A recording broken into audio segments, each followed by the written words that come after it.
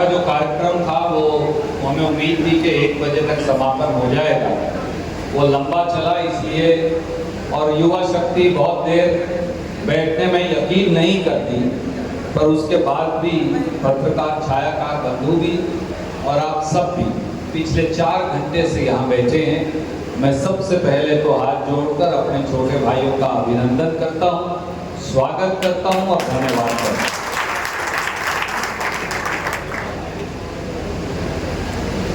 वैसे तो समाज का हर वर्ग पीड़ित है, पर अगर आप मुझे सही मायनों में पूछें तो 9 साल की मोदी सरकार और 9 साल की भारतीय जनता पार्टी और जजपा सरकार,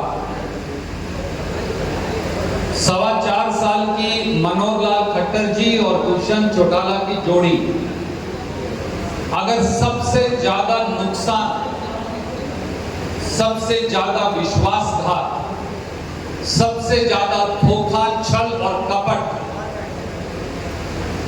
अगर किसी वर्ग के साथ इन सरकारों ने किया है तो वो हरियाणा और हिंदुस्तान का नौजवान है।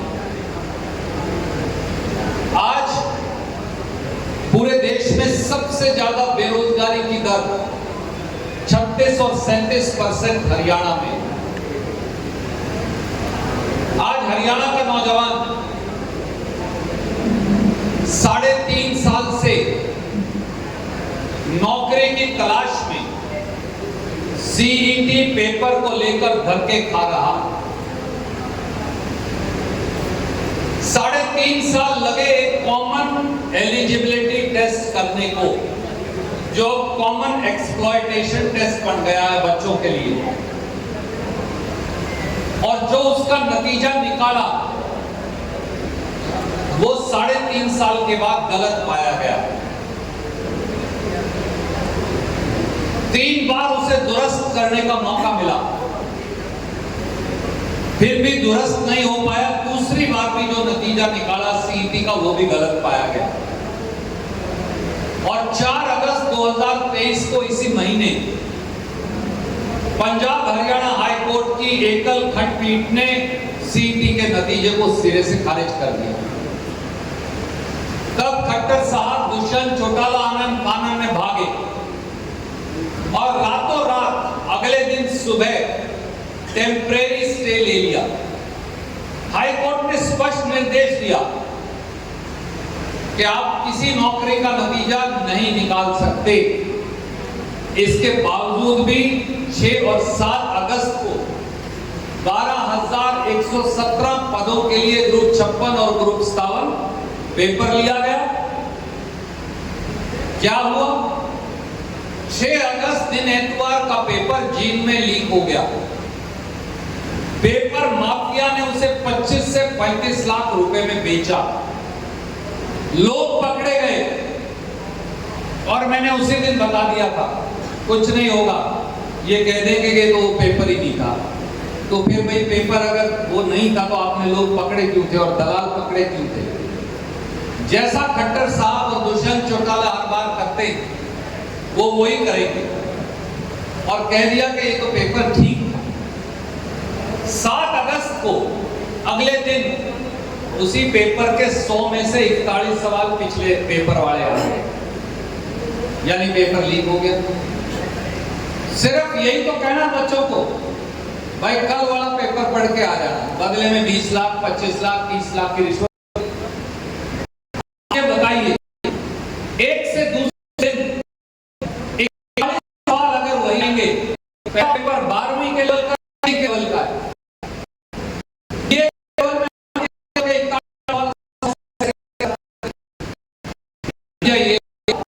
में जो देते हैं वो हमने इस बात के लिए तो कहते हैं मैं पेपर सेट करता हूं। खट्टर साहब, इस बड़ी जाति हरियाणा के युवाओं के साथ क्या हो सकती है? HSC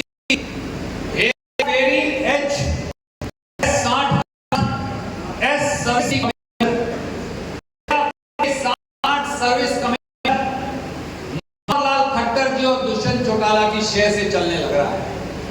सच्चाई ये है, इसके मेंबर बीजेपी के सदस्य रहे, इसका चेयरमैन बीजेपी से जुड़ा हुआ है, इनकी नियुक्ति आपने की है, पेपर की सेट करने की एजेंसी ये लगाते हैं, तो मुख्यमंत्री और उप मुख्यमंत्री जिम्मेवार क्यों नहीं?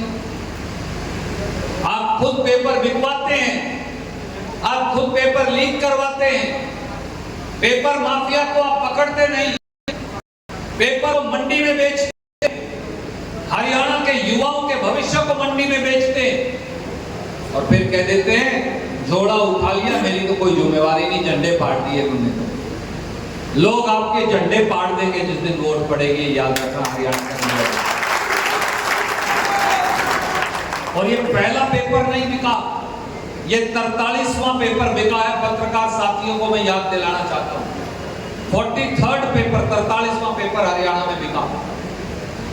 क्लर्क का पेपर बिका, एक्साइज इंस्पेक्टर का पेपर बिका, एग्रीकल्चर इंस्पेक्टर का पेपर बिका, पटवारी का पेपर बिका, एचसीएस जुडिशियल का पेपर बिका, यानी क्लर्क और चपरासी से लेके जज तक के सारे पेपर बिक चुके हैं। अभी एचसीएस का पेपर हुआ, 38 सवाल उसमें भी मैंने पकड़ के बताए, पिछले दिन के पेपर के अगले दिन आप पास हो जाओ, 38 सवाल क्यों?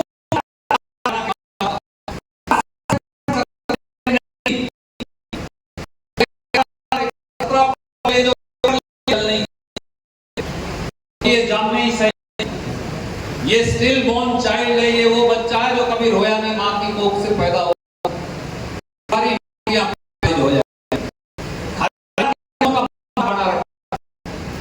कभी चपरासी की मजाक बना, कभी साइंस में मजाक बना, इसलिए अपने बेटे को पढ़ाते हैं सैकड़ों हजारों रुपए खर्च करके। और क्या ये मेरे भाई साथी, हमारे लड़के लड़कियां इसलिए पढ़ने जाते हैं कि फिर मंडी के अंदर इनका भविष्य बोली लगा कर दिया जाए। ये होने लगा। केंद्र सरकार के अंदर स्टाफ सिलेक्शन कमीशन का पेपर लीक हुआ। हरियाणा में HPSC Hera ferry service commission और एचएसएससी हेरा फेरी सांठ गांठ कमीशन, इन दोनों का पेपर हर रोज बिकता। नरेंद्र मोदी जी तो ये कहा करते थे 2 करोड़ रोजगार हर साल नौजवानों को देंगे। आज तक तो 18 करोड़ नौकरियां दे दी जानी चाहिए थी, पर सच्चाई ये है कि 4.5 करोड़ रोजगार पिछले 9 साल में खत्म हो गए। और जो गरीब आदमी का बेटा और बेटी, उसको तो कोई उम्मीद ही नहीं करनी चाहिए। जब अमीर वाले को ही नहीं मिलती, गरीब वाले को कहां मिलेगी?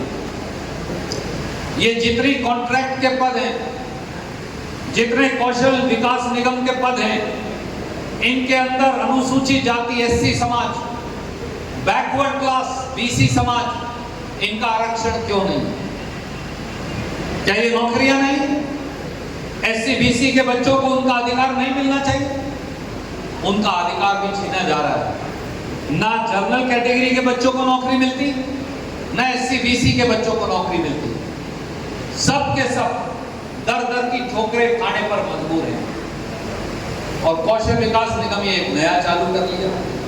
अब कहते हैं बड़े अफसर भी इन्हीं से लेंगे, और जो खट्टर साहब को लगाने हो बीजेपी आरएसएस के लोग, उन्हें चोर दरवाजे से 10-10 लाख रुपए की तनख्वाह देके उन्हें डीसीएसपी के ऊपर कंसल्टेंट लगाकर रख दिया जाता है।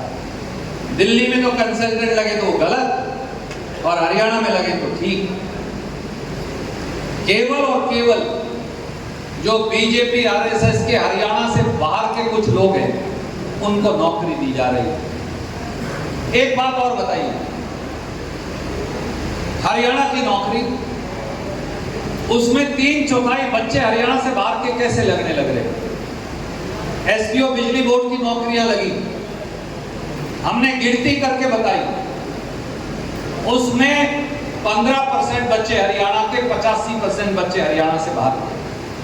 लेक्चरर की नौकरियां लगी, 80% बच्चा बाहर का, 20% यहां का।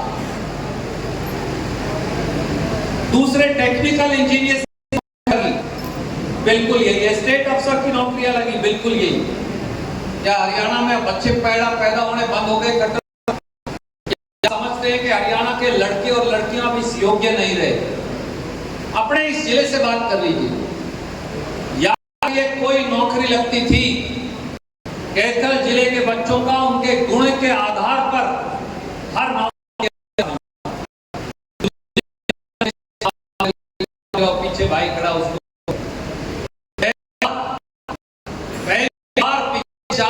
से एक बच्चे को भी रोजगार का मौका नहीं मिला, और चार जिनको वो सारा के अंदर भर्तियां चली, बच्चे धक्के खा रहे हैं। आप किसी घर दरवाजा देखिए, वो